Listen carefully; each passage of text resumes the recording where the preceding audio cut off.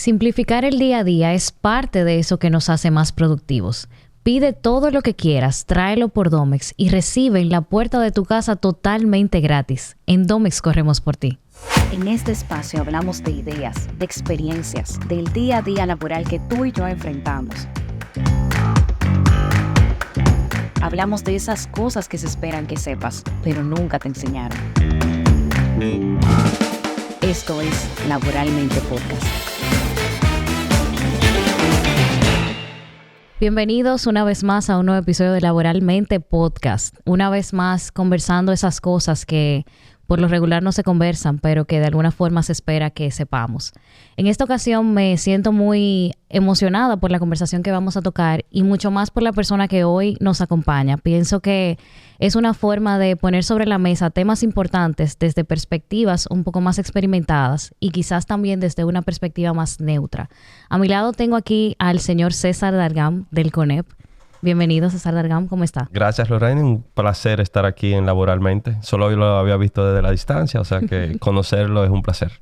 La verdad que para mí es un honor que ustedes hayan decidido estar aquí y que nos comparta el conocimiento que con el tiempo ha adquirido. Yo pienso que la verdad lo digo como honra porque el sentarse a conversar con usted nos da la oportunidad, y digo usted, ¿verdad? Porque no me han dado permiso de decir tú. Lo dije fuera del aire y lo puedes ya decir tú. Gracias. De esa forma ya tengo la autorización a nivel público.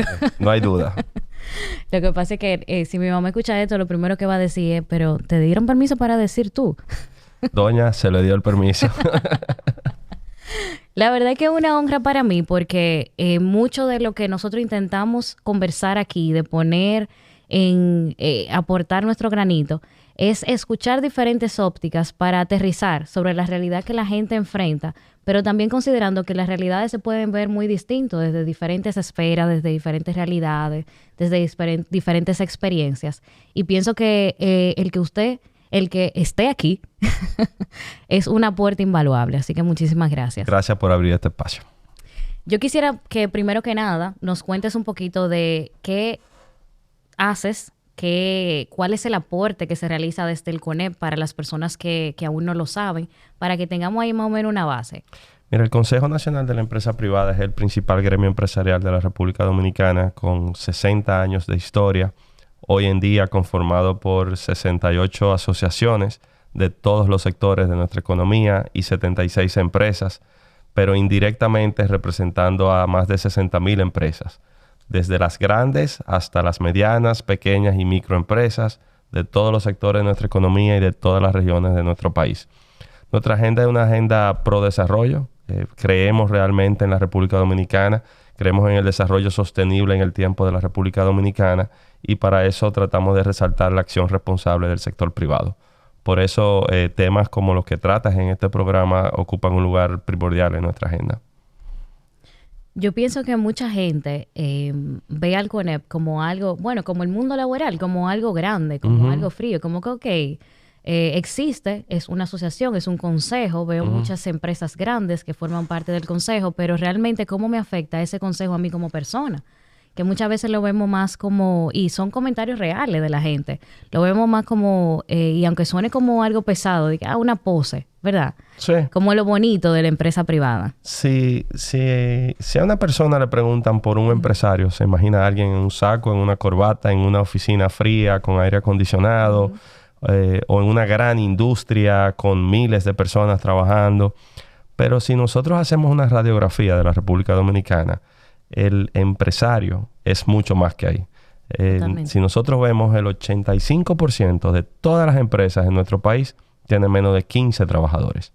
Y el 95% de todas las empresas tienen menos de 50 trabajadores. Entonces, así como es empresario, uno que está en un banco, uno que está en una industria, uno que está en una empresa de servicios, también es quien tiene un salón, una farmacia, una panadería, quien tiene un colmado, que día a día emprende, y por eso la palabra empresario, para poder subsistir y de hecho poder lograr que las otras personas también se desarrollen. Entonces yo creo que el rostro de carne y hueso del empresario dominicano es mucho más cercano, y todos los dominicanos de una forma u otra tienen algo de empresario dentro de sí. Qué bueno que hizo la relación entre empresario y emprendedor. Porque yo escuchaba a alguien y me pareció algo muy gracioso, que decía cuándo el emprendedor deja de ser emprendedor y empieza a ser empresario. Y el ejemplo que pone con el tema de los colmados, los salones y todo eso, creo que también le da una visión a la gente de entender que hay un punto en el que eso, hay un switch. Y yo veía hace algunos años que en países como Colombia se le pone mucha atención, por ejemplo, a esos micro y pequeños empresarios, esas MIPYMES. Sin embargo, también se trazan metas realizables y aspiracionales en el tiempo. Y ojalá siempre el micro pueda crecer a ser pequeño, el pequeño se convierte en mediano, en la medida que su sector se lo permita. Pero ojalá eso sea una evolución constante de crecimiento porque al final se beneficia a la sociedad en general. Totalmente. Yo estuve presente y agradezco la invitación en su momento en la última convención del CONEP. Y dentro de los pilares que ustedes conversaron a futuro, la convención tiene como propósito exponer lo que han hecho en los últimos 4 años y también la visión que tienen para los siguientes 4, si no me equivoco. Ok, entendí muy bien. Qué bueno que llegó el mensaje. Sí. Dentro de esos, de los pilares, habían algunas cosas sobre el futuro del empleo en el sector privado. Y un objetivo era, o es, abrir o habilitar al menos 500,000 empleos a los dominicanos. Recuerdo bien la cifra, porque recuerdo era alta. Y siempre se ha hablado de la generación y creación de empleos de forma anual desde el gobierno.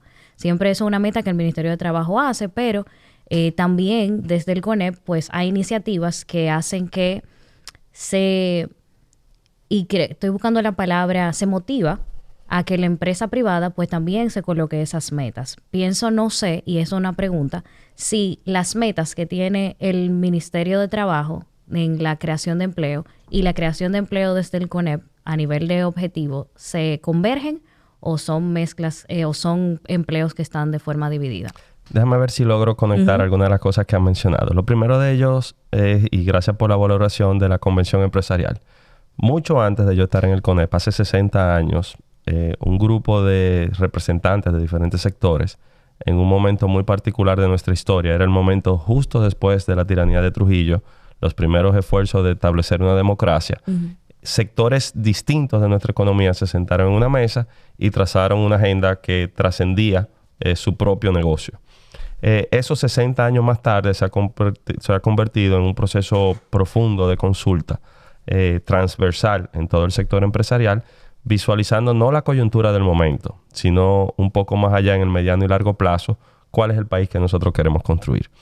Y hago esa primera salvedad porque si nosotros nos ahogamos y nos arropamos en la coyuntura del momento, a veces nos nublamos y nos concentramos donde estamos en vez de hacia dónde nosotros queremos ir. Este año la convención tuvo un sabor, un acento muy particular, y es que su planteamiento se bifurca en 2 grandes temas. El desarrollo económico, que tradicionalmente ha sido parte de su ADN, desarrollo económico, desarrollo productivo, pero colocando al mismo nivel el desarrollo humano.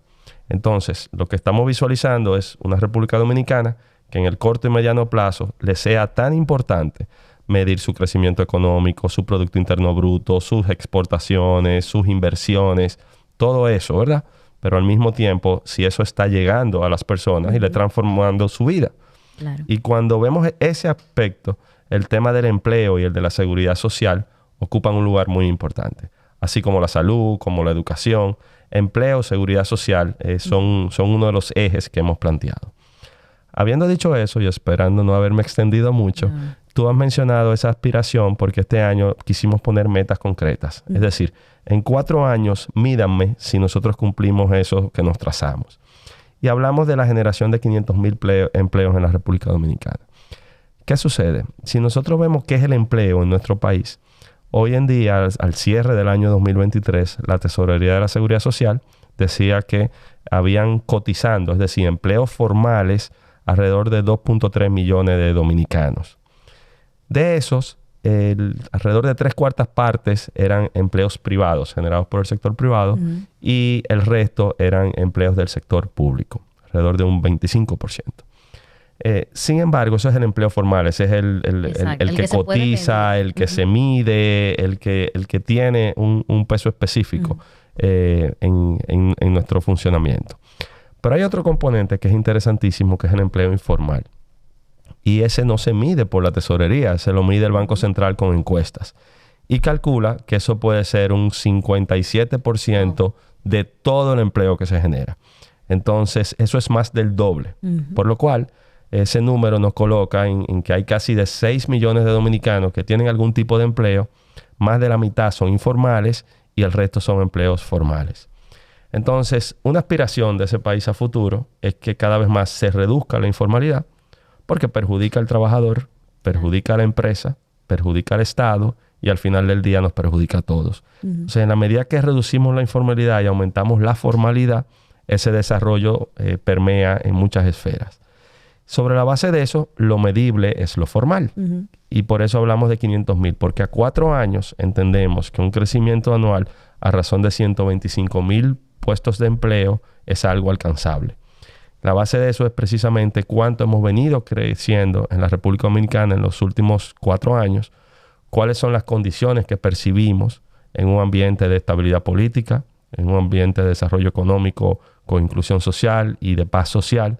Entonces, por eso la cifra de 500,000 empleos, aspirando también a que cada vez más sean empleos que agreguen valor tanto al trabajador como también a la empresa que le ofrece ese puesto de trabajo. O sea que quizás si yo allano la respuesta, que se entendió perfectamente, pero quizás poniéndolo en un marco un poco más digerible, es la palabra, parte o quizás los 500,000 empleos que se generarían o se aspiran a generar, tienen que ver o están íntimamente ligados con la formalización de empleos informales o se crearían nuevos empleos. Hay todas las oportunidades de crear nuevos empleos. Tú hablaste con mucha autoridad de ese tema tan sexy que es el futuro del trabajo. En el año 2020, cuando nosotros nos aprestábamos a prepararnos precisamente para un escenario anterior a la pandemia, la Organización Internacional del Trabajo, su lema central era el futuro del trabajo. Sí. Y se veía la automatización, se veía la simplificación de procesos, se veía inclusive las amenazas que la tecnología y la inteligencia artificial y todo lo que ahora es parte de nuestra cotidianidad podían ofrecer para desplazar puestos de trabajo. Jornada reducida también, ellos hablaban. Claro, y al mismo nivel de esas amenazas se colocaban las oportunidades. Decían, mira, por cada puesto de empleo de los viejos que se eliminen, hay oportunidad de crear 3 o 4 nuevos. ¿A qué me refiero? Como tú me dices, aterrizándolo. Si nosotros vamos a una fábrica y tenemos una línea de producción completa todavía de manufactura simple, es decir, personas ensamblando algo, ensamblando alguna ropa o algún electrodoméstico, y es todavía un trabajo manual. La tecnología y toda esta revolución digital lo que ha hecho es traer máquinas, traer robots, simplificar procesos, aumentar la productividad. Entonces, cada vez tú vas a necesitar menos gente ensamblando eso que ahí se está haciendo. Cada vez más tú vas a tener robots haciéndolo. Sin embargo, para que esos procesos sean automatizados, tú vas a tener que tener quien supervise al robot, quien garantice la calidad, quien se encargue del servicio, de la promoción, de la venta, quien conecte con los mercados. Si estamos hablando del sector agrícola, tú puedes mecanizar la operación, pero al final vas a necesitar agrónomos, vas a necesitar veterinarios en su rama. Entonces, por cada puesto de empleo que se amenaza en el mundo moderno, también hay una oportunidad de crear 3 o 4. Y por eso visualizar 500,000 de puestos de empleos nuevos en la República Dominicana es algo completamente realizable. Creo que nunca lo había escuchado de esa forma. Pienso que no quiero decir la palabra idea, porque quizá no es una idea, pero quizá es un planteamiento que se acerca a la posibilidad. Y también le da un poquito de esperanza a la gente, porque creo que mucho de lo que se conversó con el temor de la inteligencia artificial y todo eso, el tema de, bueno, pues yo voy a perder mi empleo. Si entonces se implementa algo que sustituya lo que yo hago. Entonces, ahí toca ver la perspectiva, que es la que planteas. Y también nos da la oportunidad de entender que el cerebro humano es único. Y a pesar de que hay cosas o hay tareas que son automatizadas, por así decirlo, que aún mismo el ser humano la hace de forma automatizada, hay otras cosas que no. Y al final, los cambios son igual. Yo siempre pienso, esto es un ejemplo que siempre me gusta decir. Cuando alguien se inventó el teléfono, yo me imagino que alguien más gritó. Sí. Y dijo, anda, pues ahora me quedé sin trabajo. Y entonces, ¿qué yo voy a hacer ahora? Porque llegó el teléfono y la cosa está mal. Siempre va a haber alguien que va a estar en contra del cambio. Lo que pasa es que lo que no recordamos en el momento del cambio, en el shock del cambio, es que el cambio también trae otras tareas nuevas. Otras tareas nuevas que entonces van a traer, en este caso, como hablábamos, la inserción de otras personas en diferentes trabajos. Y cada una de esas etapas y de momentos que ha vivido la humanidad han sido trascendentes en su espacio. ¿Verdad? Cuando pasamos de lo manual a la mecanización, cuando nos vamos más atrás, apareció el fuego, imagínate. Sí. Entonces, cada uno de esos cambios ha sido trascendente. La única diferencia del momento que estamos viviendo ahora es la velocidad de esos cambios y lo exponencial que se convierten en el tiempo. Porque se convierte también en una invitación o en una provocación a que la regulación, la inversión, la capacitación del talento vayan a la misma velocidad que están ocurriendo esos cambios. Si no, nos quedaremos rezagados y los cambios seguirán ocurriendo. Yo fui parte de una discusión bien interesante recientemente en el marco de las posibles reformas del Código Laboral y se hablaba del tema de la tercerización. Y como tú me has pedido, aterrizando el tema, es que digamos, una empresa, en vez de tener en su nómina trabajando a alguien que haga ese servicio, ese trabajo, pues subcontrata un tercero que lo haga. Y se ponía el ejemplo de un banco. Y había quien decía, quizás con un poco de resistencia al cambio, decía, mira, las labores que son intrínsecas, propias de la empresa, no las puede delegar en un tercero. Entonces, un banco, por ejemplo, no puede delegar el servicio de un cajero. Y yo me quedaba pensando y le decía, bueno, mientras aquí estamos discutiendo si el cajero puede ser contratado o subcontratado, ¿qué está ocurriendo? Los bancos cada vez menos tienen cajeros de carne y hueso como nosotros y lo que tienen son máquinas. Correcto. De hecho, ya en nuestro país hay sucursales completamente virtuales. Así es. Y hay personas, y me apunto dentro de esas, que pueden pasar semanas o meses sin ir a un banco porque todas las operaciones tú las haces desde tu casa. Idealmente. Entonces, si esa es la realidad del mundo que tenemos al frente, error cometeríamos de no adaptarnos a esos cambios y de una forma u otra ser catalizadores de los mismos. Y yo creo que al final, como decíamos, el cambio, costumbre y la mente abierta, por ponerlo así, juegan un rol importante. Eso pasa bastante con la terciarización del departamento de tecnología en las empresas. Ya eso es algo común. Actualmente muchas de las empresas no tienen un departamento de tecnología, sino que lo subcontratan y a través de otros sistemas generan un ticket, el soporte que necesito y se encarga de ese tipo de cosas. Empresas que no necesariamente son tecnológicas. Entonces ahora lo vemos como algo normal.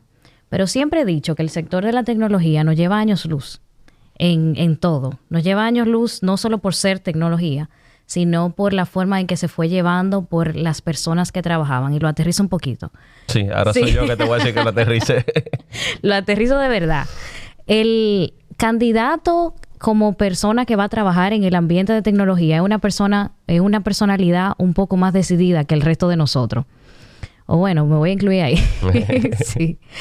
Es una persona que sabe su valor en el tiempo y por lo regular sabe lo que vale al momento de emplearse o de no emplearse. Entonces eso hace que haga un perfil específico. Si usted se fija, y me imagino que son conversaciones que han tenido en algún momento en diferentes empresas, siempre es un dolor de cabeza para los reclutadores reclutar a alguien en tecnología. Pero no es que es un dolor de cabeza porque son personas difíciles, sino porque son personas que saben lo que valen. Y la persona que sabe lo que vale y lo que va a pedir, pues entonces es bien cuadrada. Hago todo esto y lo conecto con lo que decía, porque así como ellos han revolucionado la contratación de su área, también han revolucionado la forma en que se llevan los departamentos. Ha llegado el punto en que las empresas sienten la confianza de terciarizar ese departamento. O sea, que así como pasó con ese departamento, no dudo que pueda suceder con otros. Y de hecho, cuando comparábamos ahorita al empresario del saco y la corbata con el empresario un poco más pequeño, y ahora metemos el tema de tecnología y toda la disrupción que tenemos en nuestro mercado, si nosotros nos vamos por el mundo, a las ciudades que se han convertido en polos de desarrollo tecnológico, en núcleos, Silicon Valley, para poner un ejemplo de un espacio, el mundo tecnológico es completamente diferente al mundo tradicional. Así es. Es normal, por ejemplo, una rotación mayor del talento, una informalidad de la forma en que desempeña su labor. Aquí hay empresas que yo admiro mucho en la República Dominicana que tienen que ver con el sector de tecnología, que tú las visitas y tú entiendes que tú estás en un club de esparcimiento. Sí. Y tú tienes desde maquinitas de videojuegos hasta sillones, hasta otra cosa, porque es un ecosistema completamente diferente. Sin embargo, ¿qué nos enseña a los que nos enfocamos en carreras un poquito más tradicionales? A que a veces ese sentido de comunidad, de colectividad, de un espíritu creativo, innovador, precisamente ayuda a que fluyan las ideas. Y ese sector que tú planteas también nos da la oportunidad de pensar en ese futuro que queremos construir. Exacto. Porque si la tecnología ya es parte de nuestra cotidianidad y hay tantas oportunidades, podríamos compararnos con países de nuestra región. Yo siempre prefiero compararme con los más grandes porque es a donde yo quisiera llegar. Actualmente en los Estados Unidos hay un déficit de programadores y se visualiza que ese déficit se va a mantener durante los próximos años. Si nosotros, con nuestra ubicación geográfica, con los elementos que mencioné hace un momentico, podemos en adición formar el talento necesario para ofrecer a esos países que se están demandando en el mundo, una empresa en Corea, en Japón, en Alemania, en África o en Estados Unidos puede perfectamente apoyarse del talento dominicano para suplir las necesidades que tiene su 100%. Negocio. Entonces, ese es el mundo en el que nosotros tenemos que estar pensando, porque son las oportunidades que se están abriendo y son tan rápidas que si no las aprovechamos, evidentemente otros la van a aprovechar. No, y de hecho me gustó mucho ese ejemplo, porque a mí me pasa lo contrario. A mí no me gusta compararnos con Estados Unidos porque pienso que hay mucha diferencia a nivel cultural y a nivel de avance. Y pienso que hay momentos, y hago la aclaración, hay momentos en que es mejor compararse con países de la misma región o de la misma categoría en ciertas cosas. Pero eso es un buen ejemplo porque así como se ha mantenido el tema de que les hace falta en el área, por ejemplo, de la tecnología programadores, podemos ver que en el área de servicio al cliente y todo eso, como aquí se han generado muchos empleos a raíz de eso.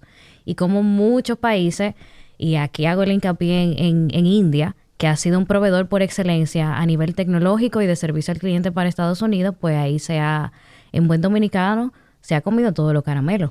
Y ahí es que precisamente está nuestra grandiosa oportunidad. Y comparémonos entonces con la región, con el vecindario, con los que son iguales que nosotros. Olvidémonos de lo grande. Si nosotros vemos un país como Costa Rica, que resalta en la región precisamente por su alto nivel de educación, muchas veces son economías muy concentradas. Hace unos años, Costa Rica, apoyado precisamente en el talento humano capacitado para el sector tecnológico, atrajo empresas muy grandes, globales, que se instalaron y en ese momento eran la envidia de la región. ¿Qué sucede? Por múltiples razones, esas empresas tuvieron que desplazar sus operaciones y el impacto que eso tuvo en la economía de Costa Rica fue mayúsculo, porque tú tenías que conectar con algo que te permitiera generar esos puestos de empleo. Exacto. Y cuando tú tienes economías concentradas, en el caso de Costa Rica, por ejemplo, el tema turismo y los efectos de la pandemia, esos choques que ya son normales en estos tiempos, te toca más recuperarte. En el caso de la República Dominicana, lo que se ha construido aquí durante los últimos 50 años es precisamente un sistema diversificado en el cual tú tienes la industria nacional, la zona franca, los servicios, el comercio. Tú tienes un sinnúmero de sectores pujantes generando oportunidades al mismo tiempo que si uno se rezaga un poco, por ejemplo, el año pasado el sector minero, que había sido punta de lanza en los últimos años, tuvo un retroceso. Tuvimos momentos en que el sector construcción también se contrajo, pero mientras eso ocurría, rompíamos récords en el turismo, nuestra industria y nuestras zonas francas aumentaban sus exportaciones y el país seguía volando. Entonces, si lo vemos desde la óptica de las oportunidades que genera laboralmente, es el nombre del programa, ¿verdad? Laboralmente son muchas más las oportunidades que un país como la República Dominicana tiene que las amenazas. Yo creo que una de las oportunidades que a nivel per cápita la gente expresa mucho es el hecho de que no se siente conforme para y voy a usar la palabra para vivir, teniendo un empleo. Y muchas de las preocupaciones que tiene la persona es que entienden que un empleo no es suficiente a nivel de condiciones no solo económicas, sino también de crecimiento profesional y todo eso. Y quiero hacer una aclaración ahí porque ahí convergen muchas cosas. Ahí tiene que ver mucho el desenvolvimiento a nivel personal, qué tanto conocimiento a nivel técnico nosotros podemos adquirir, habilidades blandas que son sumamente necesarias para crecer. Pero también hay una parte que tiene que ver con el desarrollo o los procesos que existen en el país para el desarrollo de las personas en las empresas. Y hablo de país porque es importante que las empresas tengan sus políticas, su proceso y diseñen esas carreras y todo eso. Pero hay una cultura que también empuja a que eso sea organizado de esa forma. Esa es la queja a nivel general. ¿Tú piensas que en el futuro cercano o a corto plazo las personas pueden pensar en que realmente un empleo puede ser suficiente para sostenerlos a ellos, a su familia? Mira, ese es un tema sensible, pero que me encanta hablarlo de manera frontal. El sustento de un empleo ahora mismo es el salario. Y como se mide actualmente es en el salario nominal, cuánto gana una persona. Y si nosotros medimos exclusivamente el salario nominal en la República Dominicana, nos daremos cuenta de que hay una brecha inmensa entre la aspiración y la realidad de lo que se está recibiendo. Y parto de ahí reconociendo una tarea pendiente que tenemos como dominicanos. Sin embargo, si yo saco ese tema de nuestro país y lo comparo en una situación global, evidentemente no es una situación propia de nuestro país.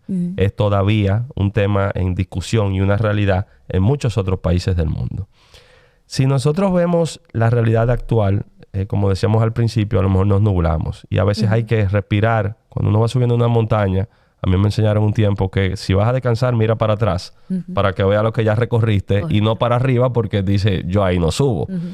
Si nosotros miramos hacia atrás, en el año de 1990, el salario mínimo en la República Dominicana eran 1,120 pesos. Wow. 10 años más tarde, en el año 2000, ese salario se habría triplicado y ya era 3,400 pesos. Si nosotros nos vamos una década más tarde, en el año 2010, eran 9,900 pesos. Se triplicó de nuevo. Y si nosotros vemos, tan reciente como en los últimos 4 años, se han producido los 2 aumentos de salario más altos que hemos tenido en nuestra historia reciente. Un 24% en el año 2021 y un 19% en el año 2023. Con todo ese recorrido, no te justifico la realidad. Lo que sí te digo es que nunca será suficiente ese ajuste del salario mínimo cayéndole atrás a la inflación porque siempre habrá una brecha que cubrir. Por eso el planteamiento que nosotros hemos hecho ha sido un poco más disruptivo y no evadiendo la cuestión, sino más bien invitando a una reflexión más profunda. Y es, la medición no debe ser del salario nominal. Nosotros debemos transformar el país para que el salario real, es decir, no solamente cuánto percibe por su trabajo un trabajo, sino todos los otros beneficios que le permiten suplir sus necesidades van acorde a esa realidad. ¿Por qué? El salario es responsabilidad de la empresa. Él tiene que pagar el 15, el 30, el 25, una vez al mes, cuando sea. 10, 15, 20, 30 mil pesos. Ok. Pero ¿cuánto paga esa persona de impuestos? ¿Cuánto esos impuestos se les revierten en su vida real? ¿Recibe una salud de calidad? ¿Tiene una educación apropiada? ¿Tiene seguridad? ¿Tiene transporte? No. Entonces, como no lo tiene, de su salario, de lo que se gana, tiene que gastar dinero en cosas que en muchos de los países que nosotros quisiéramos vivir o aspiramos a ser como ellos, ya están cubiertas. Entonces, esa transición a que el salario real de los dominicanos sea el apropiado, conlleva que todos estemos sentados en una mesa y digamos cómo nuestro talento está mejor preparado para los puestos que se están generando, qué están haciendo las empresas para que eso pueda ocurrir, cómo estamos actuando los propios dominicanos, muchas veces inclusive con decisiones de no escoger carreras tradicionales en universidades, de inclinarse por una formación técnico-profesional o una carrera no tradicional. Entonces, es una discusión mucho más profunda, pero que con el camino recorrido y con el ejemplo de a quienes les ha ido bien, creo que podemos tener. Yo creo que eso es una carrera bien larga. Yo reconozco que sí, que en los últimos años hemos visto cómo desde el gobierno y entre acuerdos que se han hecho con el mismo CONEP, porque ahí ahorita podemos hablar un poquito de eso, de cómo usted interviene en esa conversación. Hemos visto de forma práctica cómo se implementan ese tipo de cosas, pero tenemos en nuestro código laboral que el salario mínimo siempre debe ir de acorde a la inflación. Y en los últimos años después de la pandemia, pues hemos experimentado un pico un poco complicado, por ponerle un nombre. Hemos ido avanzando y se han realizado algunos aumentos al salario mínimo en diversos sectores. Y pienso que una de las cuestionantes que la gente siempre hace es, ok, se aumenta el salario mínimo. Y esto lo sé yo, y yo estoy muy segura que eso es algo que tú también lo sabes. Se aumenta el salario mínimo con la mira a que el empresario, pues entonces repunte y haga un efecto dominó en los siguientes salarios. Porque el único salario que podemos conversar es el mínimo desde las altas cámaras. Pero eso no es una realidad que sucede en el día a día, al menos no en todas las empresas. O sea que ahí hay un poquito de control que se pierde en ese aspecto y pienso que la gente a veces se queda como a la espera de ese tipo de cosas. Lo menciono porque esa también es parte de la preocupación que tiene la gente. Hice la mención del salario porque a veces la gente hace una conexión importante con el sostenerse en un empleo con el salario. La realidad que nosotros vivimos, como bien mencionabas, de lo que la gente realmente percibe cuando tiene que buscar fuera o por su propia fuerza las cosas que pagamos con impuestos o que esperamos debemos recibir de nuestro país. Y entonces ahí es que entra la desesperanza, voy a usar esa palabra, o quizás la negatividad de la persona de entender que realmente un empleo no es suficiente para hacer carrera o para vivir de forma profesional, o quizás para emigrar, porque entienden que no lo vale a largo plazo. Yo pienso que hay una mirada también optimista que te da la oportunidad de verlo como algo que tú puedes trabajar en ello. Y pienso que es la mirada que debería tener la juventud a nivel del país. De que cuando uno compra un mueble en IKEA, no te lo dan todo suelto para que se quede todo suelto y criticar porque me lo dieron todo suelto, sino que esa es la oportunidad para hacer tu mueble. ¿Tú quieres mueble o tú quieres mejor irte a otro sitio y buscar el mueble? Ahí está el asunto. Y no lo quiero poner tan pequeño porque yo sé que es algo que tiene muchas variables. Pero me encanta me encanta tu enfoque. Porque combinas varios elementos. Tú mencionas el código laboral, que es la primera vez que sale a relucir en la conversación. El código laboral en la República Dominicana es del año de 1992. Sí. Ahora cumple 32 años. Es decir, el código antecede a mucho de lo que nos están viendo ahora mismo. Claro. Cuando nacieron ya ese código existía. Y si estamos hablando del país del futuro, es un país que hace rato que ya no existe. Ese código, en lo que tiene que ver con el salario, establece el marco institucional donde esas decisiones se toman cada 2 años, que es el Comité Nacional de Salarios. Va el gobierno, van los trabajadores, los representantes y los representantes de los empleadores. Por estar desfasado en el tiempo, el código no establece los criterios para que se haga ese ajuste. No. Y lo que acudimos cada 2 años es una especie de matadero. ¿A qué me refiero? Los trabajadores dicen, a mí hay que aumentarme 100. La empresa dicen, yo voy a aumentar 10. Y el gobierno parte salomónicamente, entonces son 20. Pero ¿sobre la base de qué lo hicimos? 1. 2. Tú mencionabas la inflación. ¿Y qué sucede? Efectivamente, post pandemia hemos tenido unos picos inflacionarios, no solamente en República Dominicana, sino en el mundo. Correcto. Ahora bien, esa no ha sido la tradición en la República Dominicana. De hecho, el rango meta, cuanto se proyecta que sería la inflación en nuestro país, es alrededor de un 4%. Y ha estado dentro de ese rango en los últimos años en nuestro país. Entonces, eso te lleva a la pregunta de, bueno, pero si el único indicador fuese inflación, el ajuste que tú harías todos los años es muy mínimo, no es suficiente. Si tú colocas la discusión en el momento en que la inflación está alta, entonces la inflación es el mejor referente. Pero si tú lo colocas cuando la inflación, como normalmente ocurre, por ejemplo, en este momento, la inflación está por debajo de un 4%. Entonces, no puede tampoco ser solamente la inflación. Y ahí la invitación a abrir un poquito la mente es reestructurar un poco esta dinámica de un comité de salario con las 3 partes que no tienen criterios y buscar muchos otros indicadores. Y no solamente indicadores subjetivos, sino también objetivos.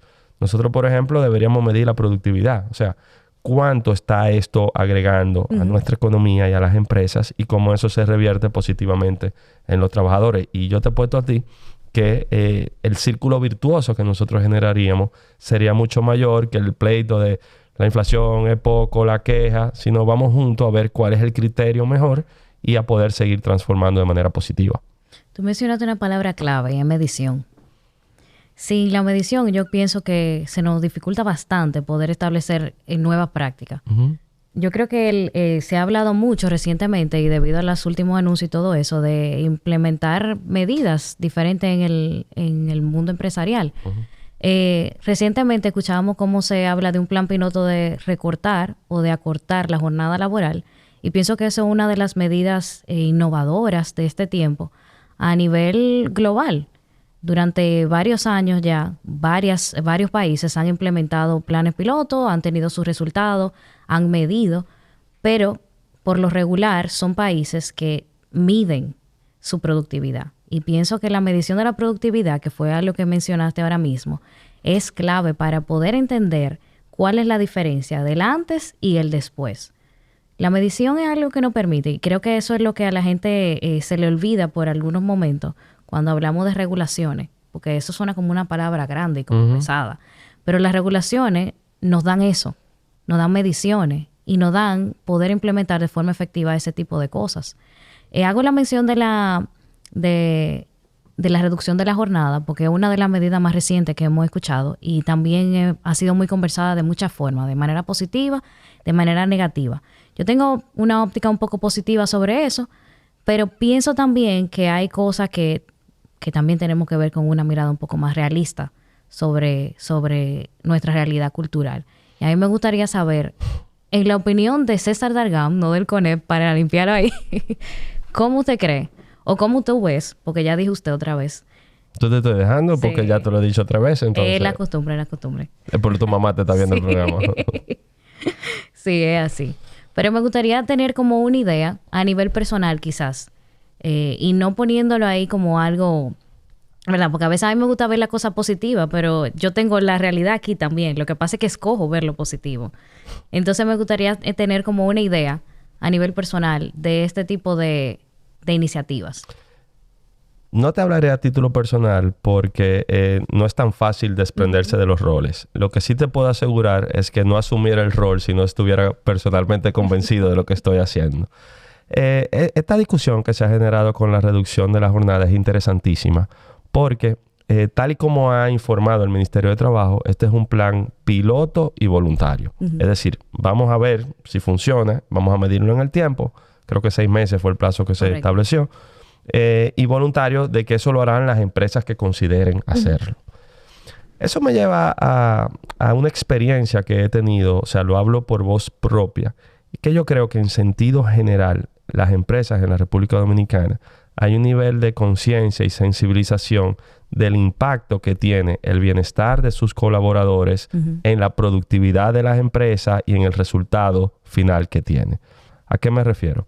Si una persona llega todos los días a su trabajo cargado de problemas, amargado, no le funciona esto, no tiene con qué, al final del día eso se refleja en su rendimiento y evidentemente la productividad disminuye.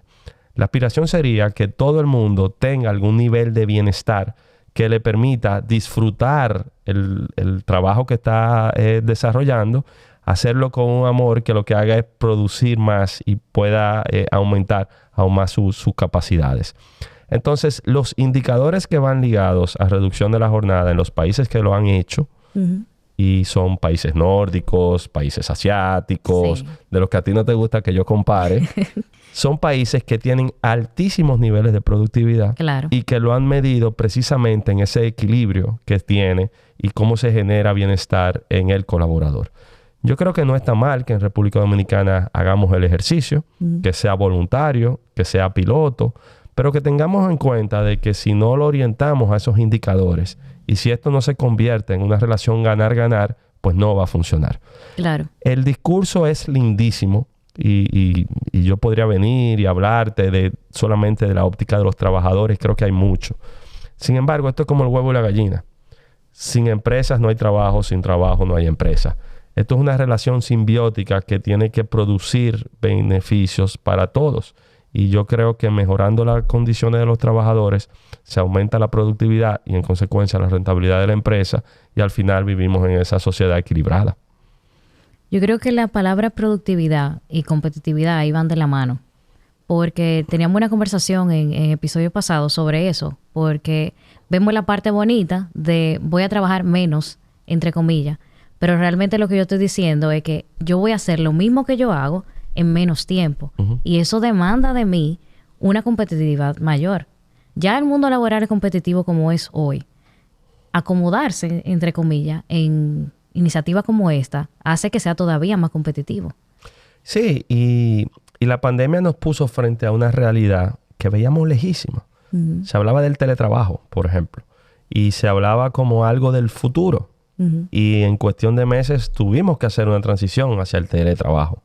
Si de nuevo aprendemos de los países en los que esto ha funcionado o ha fallado, lo que nos hemos dado cuenta es que en muchos casos las empresas lo que hicieron en determinado momento ante una caída de su productividad fue invitar de nuevo a los trabajadores, una vez las condiciones de seguridad sanitaria lo permitieron, se incorporaran a su labor. Entonces, jornada reducida, por ejemplo, teletrabajo, son temas que también no aplican a todos los sectores de nuestra economía. Si nosotros nos vamos al sector industrial, por ejemplo, tú no reduces la jornada porque tú tienes una producción continua.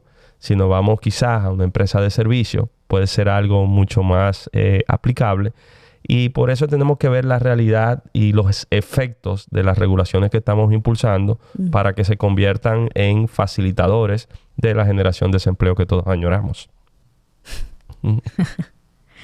Me quedé pensando así porque recordé en uno de los planes pilotos que se hicieron de reducción de jornada en Japón, se realizó una exitosa. Y yo recuerdo haber leído el estudio rápidamente. Y algo que me pareció muy interesante es que ellos lograron reducir ese tiempo, no necesariamente rotando el personal, sino que ellos acortaron tiempos de reuniones para lograr tener ese tiempo reducido.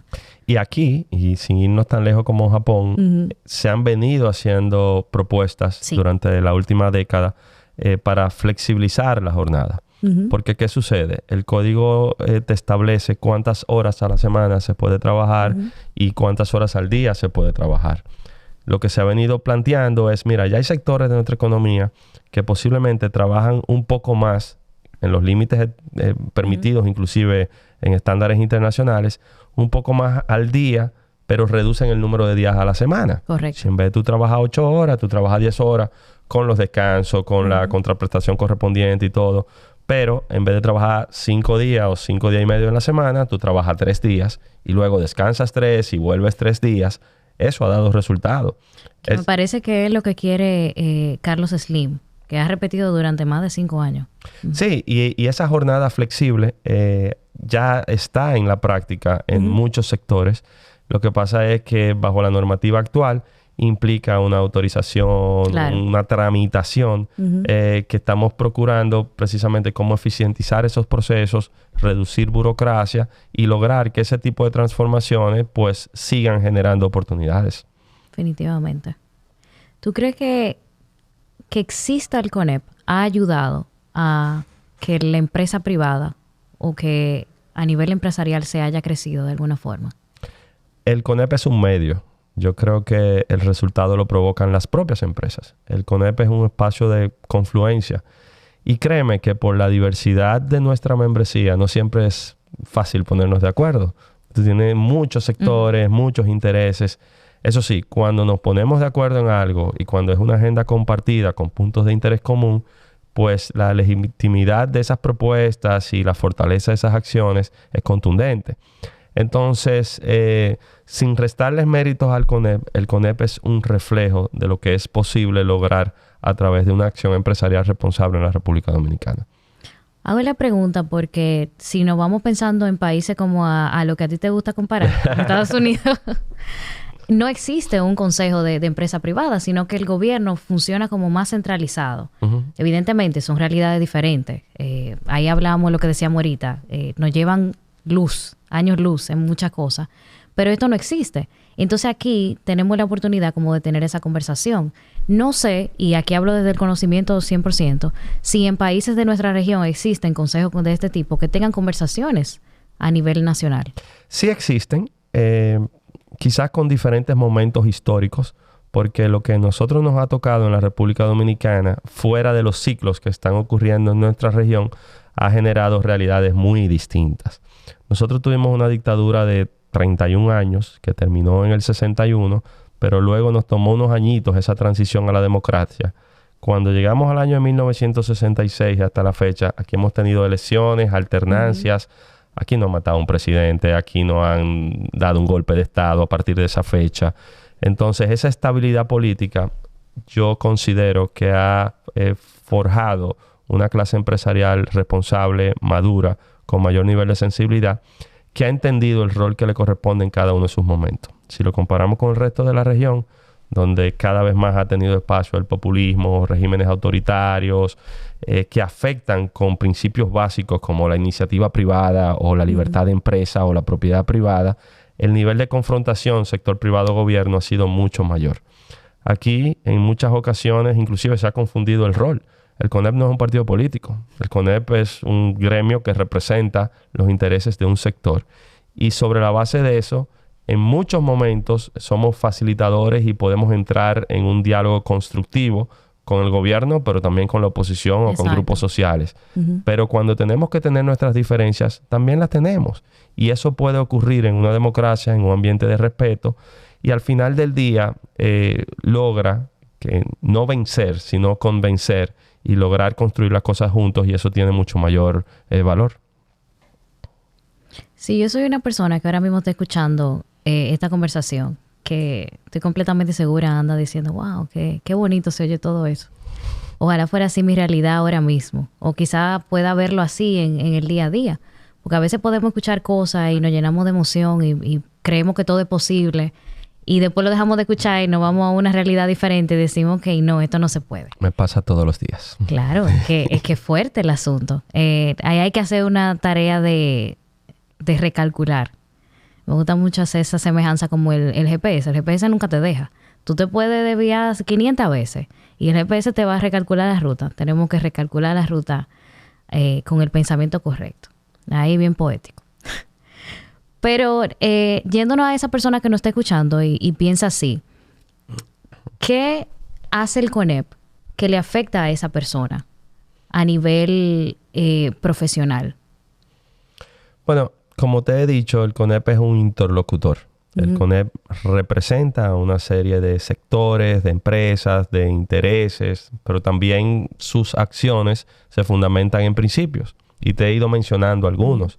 Pero defender la propiedad privada, defender la iniciativa privada, defender derechos, defender un Estado de Derecho donde las reglas se cumplan, son de la parte del día a día de nuestra agenda.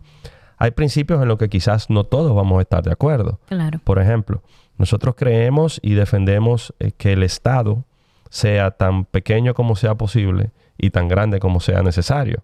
Esa discusión en otros países tiene muchas otras connotaciones, porque tú tienes estados empresarios. Entonces tú tienes que el regulador al mismo tiempo es quien genera la actividad económica, es juez y parte, y se convierten en monopolios que no permiten el desarrollo de la iniciativa privada. En nuestro país hemos ido experimentando una evolución que nos coloca donde estamos al día de hoy. Sentarnos en las mesas de las grandes reformas que han ocurrido en este país y poder plantear propuestas que se inclinan hacia el desarrollo, yo creo que es un aporte también a esa estabilidad. Algo tan reciente como lo que hablábamos al principio de que la Convención Empresarial este año coloca al mismo nivel el desarrollo productivo con el desarrollo humano, y hablamos de que hay temas como la inversión, la diversificación de nuestra economía, el mercado de capitales, el sector eléctrico, el sector fiscal, el tema fiscal. Y todo eso, combinarlo con qué estamos haciendo con la educación, con la salud, con la vivienda, la infraestructura, el empleo. Podría parecer poético y muy romántico, pero es la realidad. Si ese tejido no se entrelaza de la forma en que estamos conversando tú y yo, no es posible pensar en un país del futuro.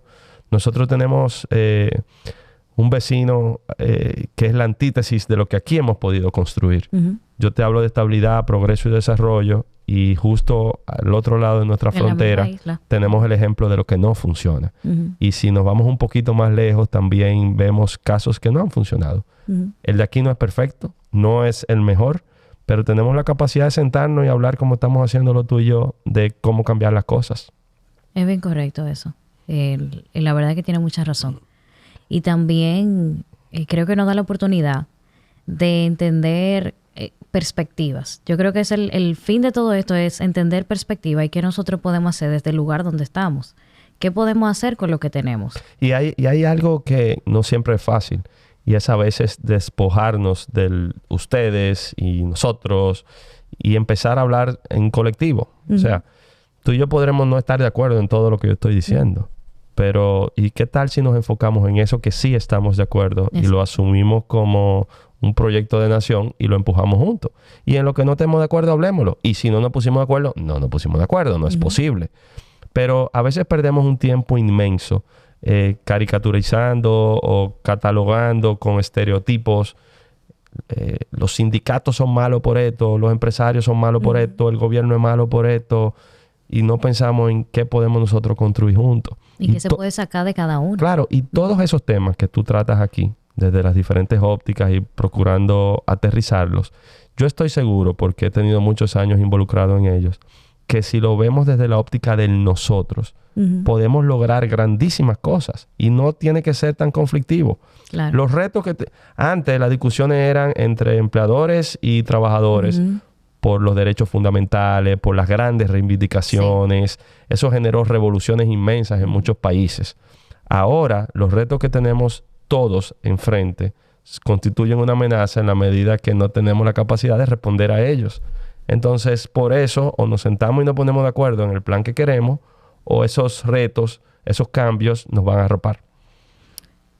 Hay dos cosas. La primera es que yo creo que nosotros pecamos mucho de querer arreglar una cosa de este lado y cuando la estamos arreglando preguntamos por la otra. Entonces, ahí como que perdemos de vista que enfocarse en una cosa primero para que funcione y luego en la otra para que pueda correr es importante en todo. Y pienso que no es la excepción en el mundo laboral. Y la segunda es que así me encantó esa parte de que tenemos un reto con nos. Y creo que nos compete a todos. Los cambios, como hemos hablado, después de la pandemia han sido masivos. A nivel tecnológico, a nivel de la globalización, porque se abrió una puerta en que la gente se podía emplear. No voy a decir en cualquier sitio, porque todavía tenemos leyes y todo eso que las regulan, pero hay una puerta que se abrió distinta a la que había antes. Y también el entendimiento de la persona de que puede hacerlo. Y esos retos tienen que ver también con algo que publicó el periódico El País de España, que decía que los cambios van tan rápidos que las cosas que se deberían de estar estudiando en este momento todavía no se han empezado a diseñar en las universidades y al momento en que una persona salga de estudiar eso que se diseñó, pues ya está desfasado. Es correcto. Y eso es una realidad. Pasa con la persona que se está educando y se está formando, pero también pasa con el empleador, que tampoco ha tenido la oportunidad o tiene la oportunidad de adaptarse a ese cambio que se está formando ahí en el momento y cuando ya se formó, pues ya cambió. O sea que realmente es una lucha de ambos. Y estamos viviendo en un mundo en el cual ya las fronteras han adquirido otra modalidad. Por eso cuando esos viajes de cerebros ocurren y tú procuras talento en otras jurisdicciones, es algo cada vez más normal. Sí. Si el talento que yo requiero en la República Dominicana no lo encuentro aquí y yo tengo una empresa, yo lo voy a buscar en cualquier lugar del mundo porque yo lo que tengo es que cubrir esa necesidad. Ese es el vaso medio vacío. El vaso medio lleno es que si se están generando esas oportunidades en las empresas de la República Dominicana, entonces, ¿qué tenemos que hacer nosotros para formar el talento que pueda responder a esas necesidades? Y no siempre es fácil, porque antes todo el mundo quería estudiar Derecho, Administración, Mercadeo, Publicidad, cosas así. Nos fuimos quedando con una brecha en las ciencias, en las tecnologías, en las ingenierías, en las matemáticas, en tantas otras áreas que son las que se están demandando. Correcto. Si nosotros nos vamos al sector salud, a veces tenemos aquí déficit hasta de enfermeras, para no hablar de especialistas de determinadas ramas. Odontólogos hay mucho. Sí. Entonces, eso es lo que nosotros tenemos por delante y ojalá, cuando nosotros nos ponemos a ver lo que mencionabas hace un ratito, ese código laboral que no me canso de decir que es un código de un país que no existe. Si nosotros vemos las oportunidades que hemos tenido de modernizarlo y transformarlo, muchas veces lo que nos ha detenido es concentrarnos en algunos aspectos que nos han distanciado, aferrarnos a posiciones muy radicales. Correcto. Y entonces se cayó el diálogo. Y mientras tanto, perdemos la oportunidad de adecuar nuestra normativa jurídica a las realidades del mundo en que sí estamos viviendo. 100%. Yo creo que hay que darnos ese permiso de pensar que es posible. Es verdad que suena muy bonito y muy poético y que a veces la realidad puede hacer que uno baje de esa nube. Pero la verdad es que esos pensamientos poéticos y bonitos y locos son los pensamientos que pueden realmente ocasionar un cambio y que realmente pueden transformar un país. Porque yo puedo asegurarles a todos que en algún momento cuando alguien decidió que se iba a formalizar o que se iba a levantar en contra de su empleador para que le diera condiciones dignas, sonó como un loco de remate. Pero es lo que hizo que ahora podamos estar teniendo conversaciones distintas sobre las regulaciones que tanto anhelamos. Y ese Estado, que debe tener su rol regulador, ser tan pequeño como sea posible, necesita recursos. Claro. O sea, los dominicanos tenemos que pagar impuestos para que el Estado pueda cumplir ese rol que le estamos llamados a cumplir. Pero para pagar impuestos, vuelvo ahorita al huevo y la gallina y el empleo y la empresa, ocurre igual. Si tu economía no tiene una actividad apropiada, las recaudaciones que tú tendrás sobre esa economía nunca serán las mismas. Claro. Entonces, por donde quiera que lo miremos, todos estos temas se conectan, pero siempre hay oportunidades para que podamos avanzar. Definitivamente. Me gustó la parte del impuesto, porque en ese momento justo estaba pensando en algo que Me adelanté a veces... al pensamiento. No, pero que me apoyó lo que estaba diciendo, pero desde una perspectiva desde el asalariado. Porque eso a nivel gubernamental, pero al nivel del asalariado, que es el que dice yo merezco un salario diferente o yo debería estar ganando tanto, que es el pensamiento popular, porque nosotros, la verdad es que le acuñamos el 100% del bienestar a lo económico, en la mayoría de los casos, para no generalizar. Y eso hace que entonces yo demande cosas ilógicas y se nos olvida el hecho de que el empresario tiene que producir para pagar y tiene que ser algo rentable. No es una cosa de dame y qué pasa. O sea, es una conversación que se da. A mí me gusta decir que es un negocio. O sea, un negocio es la relación entre el empleador y el empleado. Evidentemente la empresa es un negocio. Pero así es que funciona. Tú me das, yo te doy porque es una conveniencia. Y pienso que así pensamos, pues entonces quizás los resultados son un poquito más equitativos o más reales. Y ahorita hicimos una radiografía de cómo eran nuestras empresas. Para las microempresas y las pequeñas empresas, algunas de las normativas actuales son lesivas. O sea, enfrentar algunas de las disposiciones del código ahora mismo para una microempresa, una pequeña empresa, es cerrar operaciones. Correcto. Entonces, si ese es el tejido empresarial nuestro, ¿qué hacer para, en vez de asfixiarlas, poder ayudarlas a mantenerse y a crecer y evolucionar? Es así. Yo pienso que eso es como el liderazgo. El liderazgo está enfocado en percibir qué la persona necesita para que sea mejor. Eso a nivel personal. A nivel gubernamental o a niveles de altas esferas, pues entonces tenemos que pensar qué es lo funcional para esa microempresa o esa pequeña empresa para que puedan crecer. Que son cosas muy diferentes a lo que necesita una empresa grande o una empresa mediana. Definitivamente. Sí, y hay tantas cosas y se van acumulando en el tiempo. Pero si tú haces una lista de cuánto paga el que arrancó con un negocito y que si le corresponde el anticipo, no, es el sistema simplificado, y si es el simplificado, pero entonces las cargas laborales que tiene, y al final del día cualquiera se abruma. Claro. Entonces, ¿qué dice? ¿Tú sabes qué? Yo no cumplí con nada de eso, yo voy a tener mi negocito y voy a hacerlo. Y por eso, como hablamos al principio, el 57% de nuestra economía es informal. Entonces, ante cualquiera de los temas que estamos hablando aquí, que creo que sí, que nos hemos ido un poquito poético en algunos casos, pero aterrizando cualquiera de esos temas, lo que tenemos es que ver cómo hacemos las cosas más fáciles, más sencillas y que al final beneficien a todo el mundo. Esa es la idea. Lo que pasa es que complacer a todo el mundo es algo muy difícil. Creo que imposible casi. Nadie nunca lo ha logrado. Y ahí sí me atrevo a generalizar porque sí, estoy de acuerdo. Muy difícil. Pero, evidentemente, las conversaciones que se generan, que donde se sinceriza la realidad de todas las experiencias y todo eso hace que se tenga una óptica un poquito más completa, definitivamente. Sí, definitivamente. Uh-huh. Le voy a decir César. Tiene permiso desde Sí que arrancamos. puedo. Lo que pasa es que no lo asimila. Todavía no.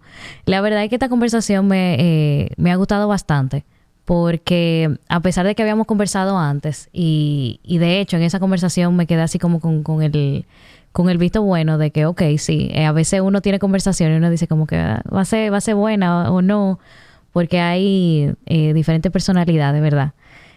Pienso que la gente también ha tenido una óptica distinta, no desde lo que yo pienso, sino desde cómo funciona desde la experiencia, que es muy diversa de parte de ustedes. Sí. Y lo mejor que puede ocurrir es aprender de al que le ha ido bien, por qué le ha ido bien, al que le ha ido mal, por qué ha fracasado, 100%. dentro de lo que yo estoy haciendo, qué puede mejorar. Las cosas no siempre van a ser a la velocidad que yo quiera. A veces los cambios que yo tengo que hacer son graduales. Y si para que yo avance, los cambios que tengo que hacer son graduales, imagínate para que algo externo pueda avanzar. Correcto. Entonces, no vamos a cambiar las cosas de la noche a la mañana, pero sin darnos cuenta, el país está cambiando y el mundo está cambiando. Entonces, o lo hacemos o quedamos frente a una realidad que nos resta la forma de competir en un mundo que ya es mucho más pequeño y todas esas oportunidades se nos van así de rápido. Definitivamente. Yo creo que, y me voy un poquito atrás a lo que mencionábamos sobre los jóvenes que quizás se forman y deciden emigrar porque no ven quizás su futuro aquí, que pasa mucho. A mí me gustaría que para cerrar por ahora, le puedas decir quizás algo que tú ves de manera positiva en el futuro laboral de nuestro país. Yo sé que eso ha bajado, hay indicadores que así lo indican, valga la redundancia, pero me gustaría que quedara como eso. Yo creo que en los últimos 50 años, las generaciones que han sido parte han tenido realidades muy distintas. Y creo que así como estamos frente a un mundo de cada vez más cambios abruptos, rápidos, sin darnos cuenta, también es una época de muchas más oportunidades. Lo que hay es que tener los ojos bien abiertos de cómo aprovechar esas oportunidades. Hemos hablado aquí hace un momento del talento requerido y por eso quizás poner los ojos en cuáles son esas carreras o esas formaciones que se están demandando y que no hay quien la cumpla. Ahí hay un aspecto. Yo creo que el emprender trae consigo muchos retos y a veces muchas frustraciones. Pero los grandes emprendimientos, los que hoy tomamos de referencia, son aquellos que en algún momento fallaron y las cosas no funcionaron. Y si bien es cierto, muchas veces nuestra normativa y nuestra propia sociedad es injusta con el que falla, también el que tiene la oportunidad de levantarse y seguir y volver a hacerlo es muy, muy exitoso. Al final del día, y hay un estudio reciente de la Asociación de Jóvenes Empresarios que midió qué tanto era el sentimiento en los jóvenes dominicanos de emigrar. Y efectivamente hay una proporción importante que así lo desea. Sin embargo, cuando vemos las realidades que le tocan vivir en los países de destino a los que van, no es que llegaron a la solución perfecta a los anhelos que estaban soñando. Entonces, quizás yo hablo parcializado porque considero que este es el mejor país del mundo, que tenemos todas las oportunidades y mientras más lo converso, mientras más lo pienso y mientras más me comparo con lo que están cerca o lo que están lejos, el que a ti te guste, creo que aquí hay todas las oportunidades para nosotros poder tirar para adelante. Definitivamente. Yo creo que se puede hacer mucho con lo que nosotros tenemos. Lo que tú tienes y lo que yo tengo es diferente, pero con eso se puede hacer. Sí, definitivamente. Gracias, César, por tu tiempo. La verdad es que esta es una conversación que yo disfruté bastante. Espero que tú también. Yo también. Me encantó y de hecho nos comprometemos en una segunda parte porque claro que sí. Sé que se nos quedaron varios temas. Buenísimo. De verdad que sí. Lo pensé ahora mismo, pero yo sé que la gente necesita ir digiriendo un poquito una cosa y luego la otra. O sea que de verdad te agradezco por tu tiempo, de verdad que sí. No, y gracias a ti por la profesionalidad que lo haces y te preguntaba fuera de cámara, a lo mejor sin necesidad de hacerlo, es algo que te gusta, te apasiona y eso se refleja en el resultado que tienes, así que cuenta conmigo. Gracias, de verdad que sí. Y gracias siempre a todos ustedes por siempre escuchar Laboralmente. Nos vemos en la próxima.